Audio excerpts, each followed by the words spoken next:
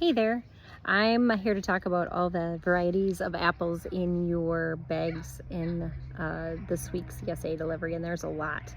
I think there's 1, 2, 3, 4, 5, 6, 7, 8, 9, 10, 11, maybe 12 different varieties in there, and I'm even missing Harrelson, so I'm hoping everyone knows what Harrelson looked like.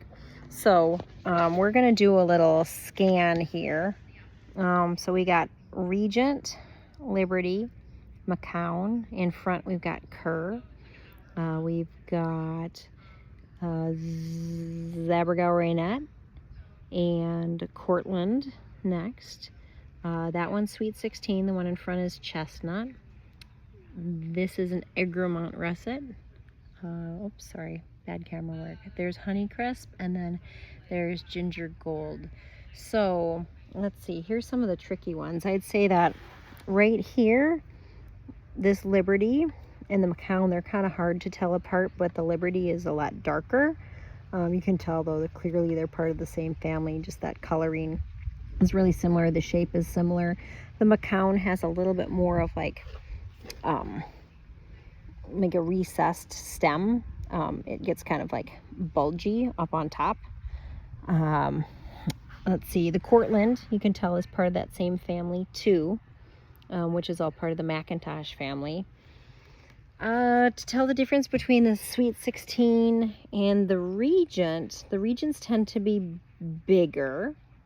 And the Sweet 16 has a little bit more of a saturated red to it. But man, those both look really close, don't they?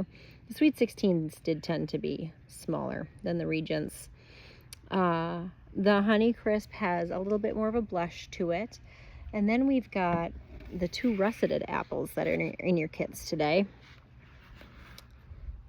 So this one is the Egremont Russet. So that's a russet on a green and a gold background.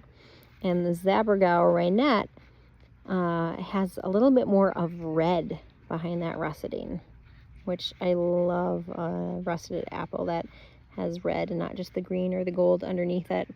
At least the Ginger Gold is easy to tell, and the Chestnut is easy to tell, and the Kerr crabapple is easy to tell.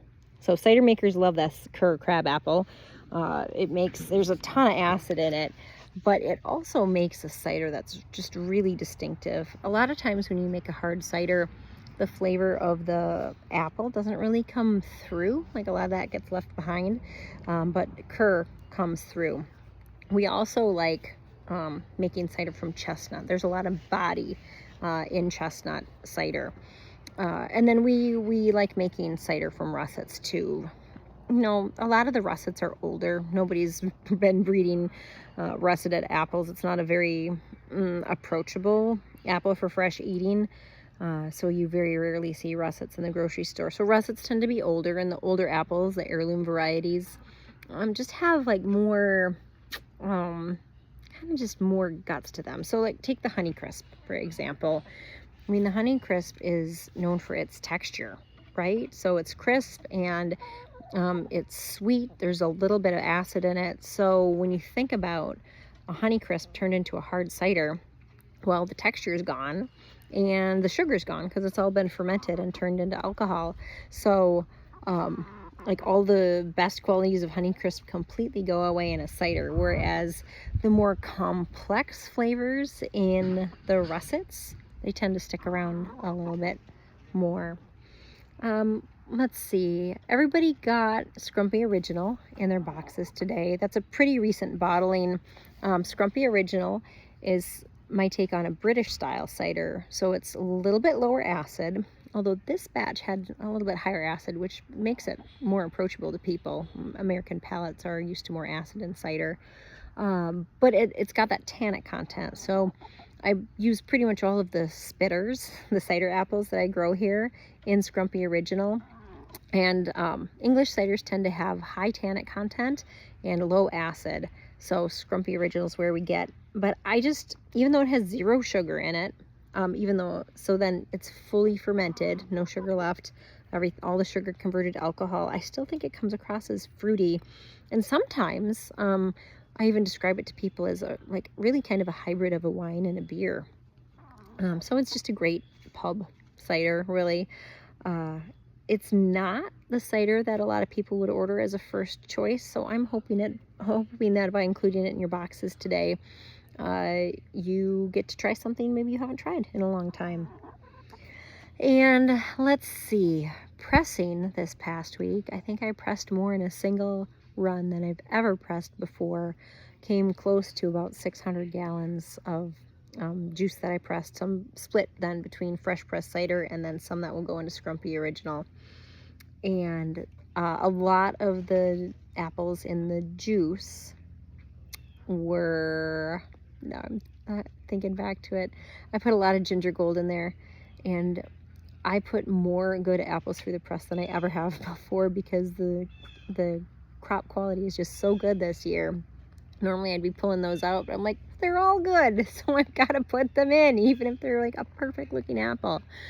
And Haralson, I was running out of room in the cooler and had some Haralson picked. I'm like, let's just take them straight from the orchard through the press. And so that's what this week's blend is predominantly. So that's the rundown. Activities happening at the orchard right now. Picking, pressing, being open on the weekends, making hard cider, bottling and kegging. So every day's busy, and I was doing all the baking this weekend. So we're doing there's a couple new things that we're doing with the bakery at the orchard this year. We're doing cider donuts, of course, as you know. And we're also doing an apple-filled croissant, and we're doing sausage rolls. And we're doing a vegetarian version of a roll too. So the sausage roll is like a made from ground pork with spices that I add to it, and it's puff pastry around it. And so I'm also doing a vegetarian cassoulet roll based on the vegetarian cassoulet I made at last year's harvest party. So the base is pinto beans and a lot of garlic that was poached in olive oil, carrots, onions, celery, some spices or herbs, like thyme. I know there's a lot of thyme in there. And then putting that in a puff pastry too. So good to have the vegetarian option.